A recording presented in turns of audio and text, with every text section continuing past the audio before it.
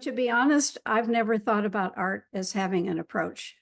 I suppose everybody has an approach, and I sort of define that as how you are in the world, how you exist in the world.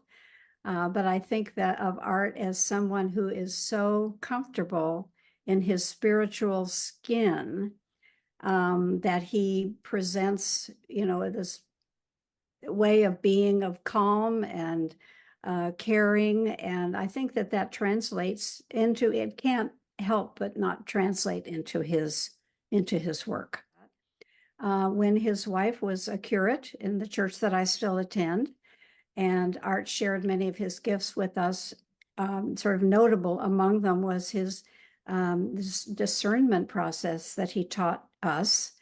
And it's a process that allows a group to make consequential decisions in a very caring and spiritual way. I suppose the process could be used in not a religious setting, but that was, of course, the case in at All Saints all those years ago. We always, for example, started with a prayer and with scripture, and we went from there. And everyone, the process was very spare, was very pure and structured, did not allow for what I'm going to call conversation in the usual sense. Only a word or two if somebody really felt like they had a clarifying question that they'd like to have answered. That was, of course, fine.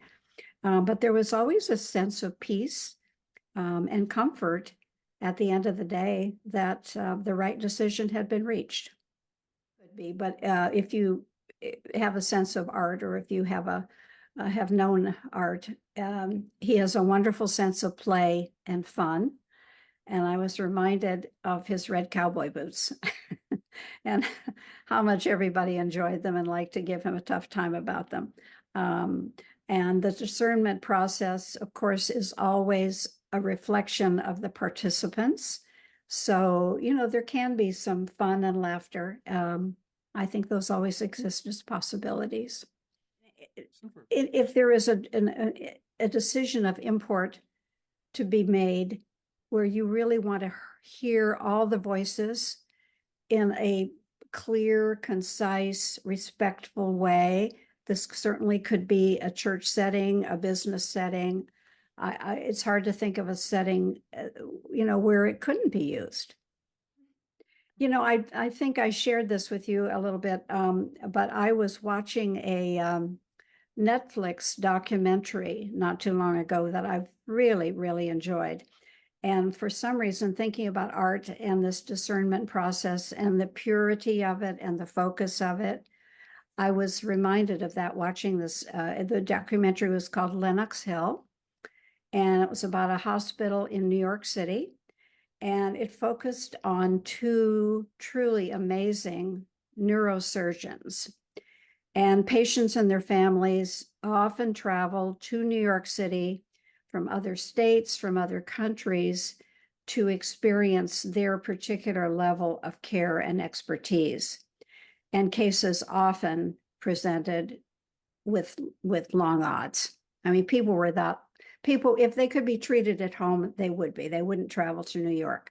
And one of the things I loved about this series was how each surgery began. In addition to the patient and the surgeons, there were always an amazing number of people in the room. There'd be nurses and residents and people of, it just seemed like a crowd. And the surgeon in charge always asked everyone to be still and centered, not unlike the discernment process. And while he described the patient, and this was not in terms of his or her medical condition, but who is this human being? In other words, what is the problem? What is their name? Where are they from? How old are they? What is their occupation? In other words, we're treating a human being here today, not just a tumor. And he followed that with, let's rock and roll. And the surgery went forward. And I honestly believe that minute, that short time, supported all those in attendance in being more present and in service to the patient. And my point is, vestry decisions, business decisions, neurosurgery, they were very centered, God-centered in our time, in our instance, and patient-centered. And both took the time to focus on what really mattered. And Art brought this gift to us, to the All Saints congregation many years ago, and it remains with us today. Most recently, used about a year ago to choose our priest in charge. And I want to thank Art. Art, you continue to be a precious gift to me and to my community and my church.